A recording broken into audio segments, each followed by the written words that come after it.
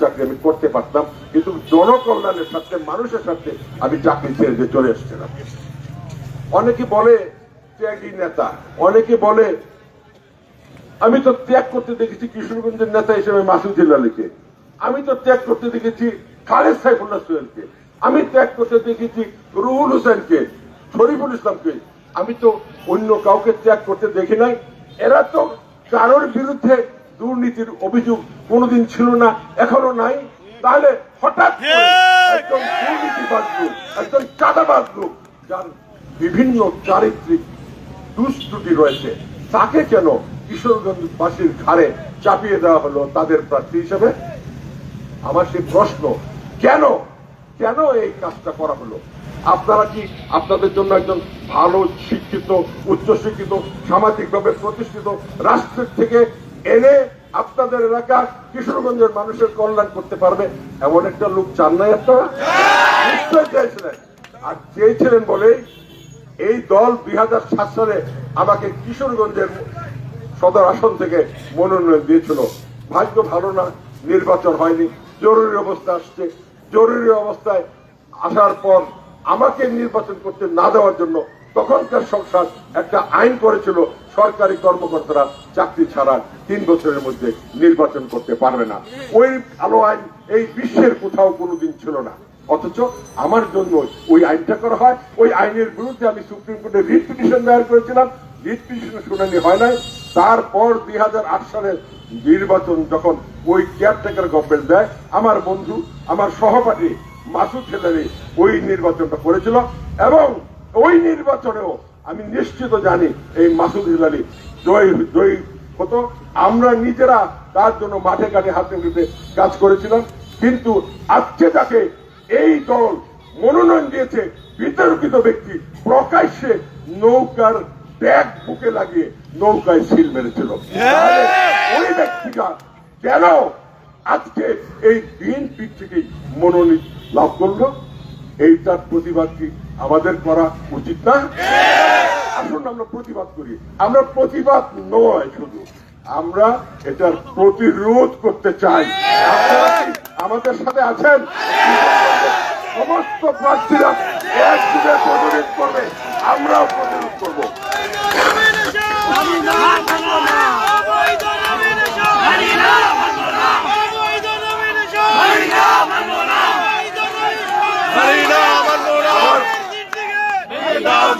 আমার ছোট ভাই খালেদ সাইফুল্লাহ সোহেল হাসি ঠাট্টা বলেছে যে আজকে কিশোরগঞ্জের সভাপতি শরীফুল আলমের অনেক টাকা হয়ে গেছে, কিন্তু সেদিনও দেখেছি তার বাবা সাবানের ব্যবসা করত, সাবান নিয়ে রাস্তায় বসে বসে ব্যবসা করত।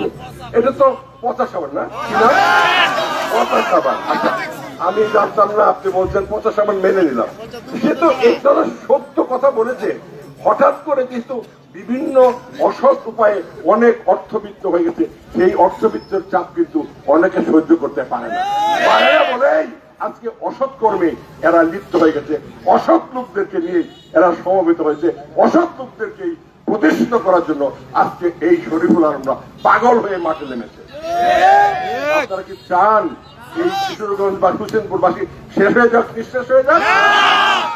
2008 সালে আমি যাতে পরবর্তী নির্বাচনে প্রতিদ্বন্দ্বিতা করতে কষ্ট হয়, সেজন্য এই হুসেনপুরের সাথে তৎকালীন আওয়ামী লীগের প্রার্থী সৈয়দ আশরাফুল ইসলাম হুসেনপুরকে কিশোরগঞ্জের সাথে ট্র্যাক করে কিশোরগঞ্জের জেলার একটি সিট কমিয়ে দিয়ে 6টা সিট বাড়িয়ে 7টা থেকে আমাদের সাথে একত্রিত করলো।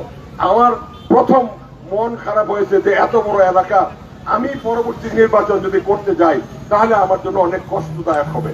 কিন্তু না, আমি যখন 2008 সালের পর আপনাদের এই হোসেনপুরের গ্রাম থেকে গ্রামান্তরে পায়ে হেঁটেছি, অনেক জায়গায় অনেক বাড়িতে আমি গিয়েছি, আমি দেখেছি এই হোসেনপুরবাসী মানুষকে, নেতাদেরকে, ভালো মানুষকে কি পরিমাণ সম্মান করে, কি পরিমাণ ভালোবাসে। এবং সেই ভালোবাসায় আমি অভিভূত হয়েছিলাম এবং অভিভূত হয়ে ভেবেছিলাম যে মহান আল্লাহ সৃষ্টিকর্তা, তুমি বোধহয় আমাকে ছোট পরিসর থেকে অনেক বড় পরিসরের একজন সংসদ সদস্য বানিয়ে আমাকে বিশাল কাজ মানুষের কল্যাণে করাতে চাও। মানসিক প্রস্তুতি ছিল, এবং এই দল যখন দুর্যোগময় সময়ে কোন প্রার্থীকে খুঁজে পায় না, তখন প্রাথমিক মনোনয়ন দিয়েছিল আমাকে, খালেদ সাইফুল্লাহ সোহেলকে এবং অ্যাডভোকেট শরীফুল ইসলামকে। কারণ কোন প্রার্থীকে কখন ছিনতাই করে গুম করে ফেলে তার ঠিক ঠিকানা নাই বলে তিনজনকে প্রাথমিক মনোনয়নটা দিয়েছিল। তাহলে ওই দল তখন 18 সালে ভেবেছিল যে এরা তিনজনই যোগ্য, আর বাকি যোগ্যতার মাপকাঠিতে ছিল না বলে তিনজনকে প্রাথমিক মনোনয়ন প্রদান করা হয়। তারপরে চূড়ান্ত মনোনয়ন আমাদের তিনজন থেকে আমাকে দেওয়া হয় এবং আমি ওই মনোনয়ন পেরে আপনারা যারা এখানে আছেন আপনাদেরকে মনে পড়ে এমন কোন গ্রাম, এমন কোন বাড়ি নাই আমি চষে বেড়াই নাই। আমি দিয়েছি, আমি ওয়াদা করেছি যে আমি কিছু কনস্ট্রাকটিভ কাজ করতে চাই।